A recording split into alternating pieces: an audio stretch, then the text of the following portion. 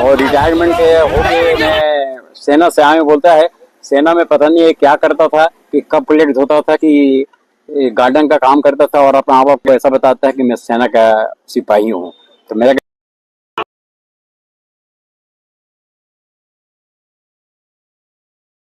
छत्तीसगढ़ के कवर्धा में युवक प्रशांत साहू को पुलिस ने हिरासत में पीट पीट कर मार डाला। मैं क्या करूं दाई, मला काय नंगी करके मारे आज बेटा।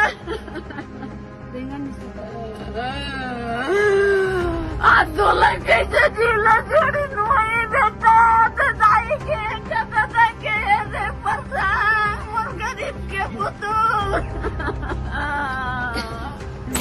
खून की बात की माता रही है। उनके मुड़ी कोई ठिकाना नहीं है। हाँ बोला पूरा खून डाले। कौन मारी सर?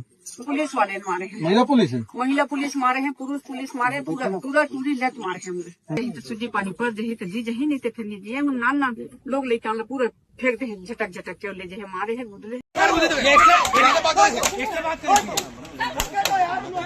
सरकार बैठती है, सरकार की नाक के नीचे आरोप है सर्व शिक्षा अभियान और छत्तीसगढ़ पाठ्य पुस्तक निगम की तरफ से छापी गई किताबों में घोटाला छाप दिया गया। उन किताबों को रद्दी के भाव बेच दिया गया।